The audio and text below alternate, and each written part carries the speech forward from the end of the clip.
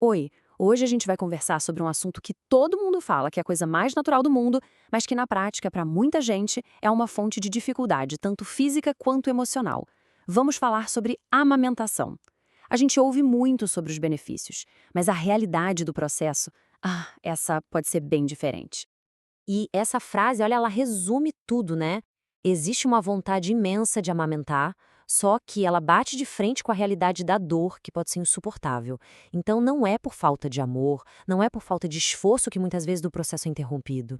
E aí fica a grande questão, né? Se amamentar é um processo biológico, por que parece tão complicado e desafiador para tanta gente? A gente vai tentar desvendar esse paradoxo, olhando bem de perto para a fisiologia por trás de tudo isso. Bom, vamos lá. O primeiro ponto, que talvez seja uma grande revelação, é que a nossa ideia de que amamentar é algo que simplesmente acontece, que é puro instinto, talvez essa ideia precise de um ajuste. E assim, não existe a menor dúvida da importância disso tudo. As maiores autoridades de saúde do planeta, como o Ministério da Saúde aqui no Brasil, a OMS, a Febrasgo, todo mundo concorda. O aleitamento materno é, sozinho, a intervenção que mais protege a saúde de um bebê. E aqui está o pulo do gato. Para quase todos os outros mamíferos, amamentar é instinto puro.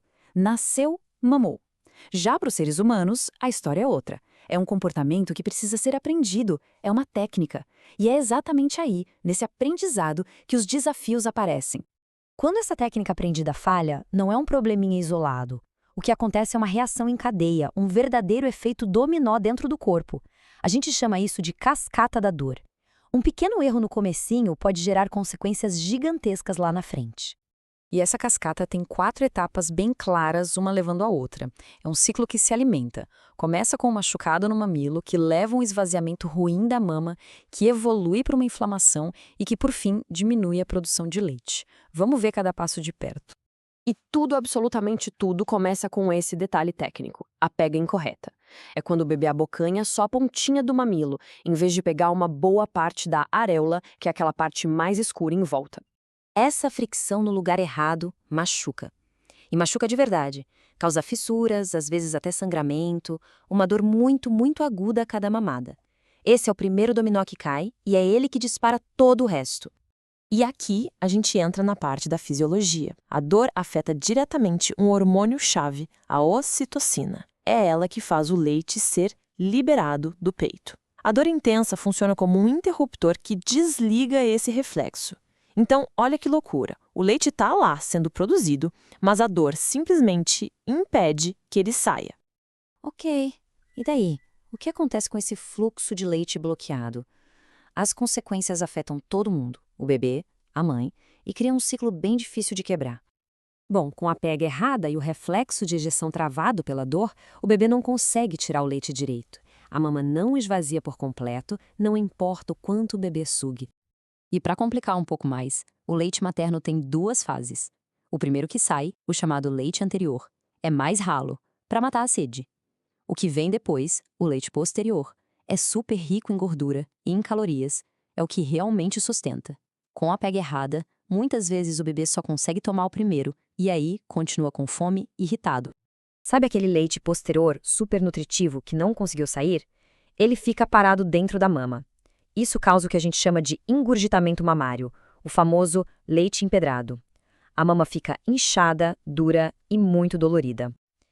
E se essa situação não for resolvida rápido, a coisa pode ficar bem mais séria. O leite parado é o ambiente perfeito para bactérias se multiplicarem e isso pode evoluir para uma mastite, que é uma infecção grave e extremamente dolorosa no seio. Tudo isso nos leva para a conclusão desse ciclo, uma conclusão que muda totalmente a nossa forma de enxergar o problema.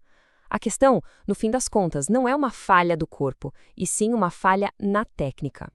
E agora a gente chega no clímax dessa cascata, o passo que fecha esse ciclo vicioso de um jeito que, infelizmente, confirma os piores medos.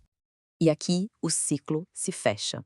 O nosso corpo é muito esperto, ele funciona na base da oferta e da demanda. Se a mama está sempre cheia, o cérebro recebe um sinal químico que diz: "Ei, não precisa produzir mais, está sobrando." O corpo então começa a produzir menos leite de verdade. É a chamada hipogalactia secundária. A falta de leite se torna real, mas a causa foi técnica e não uma incapacidade biológica.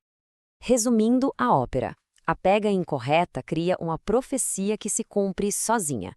Aquele medo de não ter leite suficiente ou de ter o leite fraco se transforma em realidade. Mas não porque o corpo falhou, e sim como a consequência final de um problema técnico que começou lá no primeiro passo. E isso deixa a gente com uma reflexão final, que talvez seja a mais importante de todas. Se a gente entende que a raiz de tanta dificuldade é técnica e não biológica, a pergunta muda. Em vez de questionar a capacidade de uma pessoa de amamentar, talvez a gente devesse questionar a qualidade do apoio e da instrução que essa pessoa recebe. Como é que a gente pode oferecer um suporte que realmente funcione?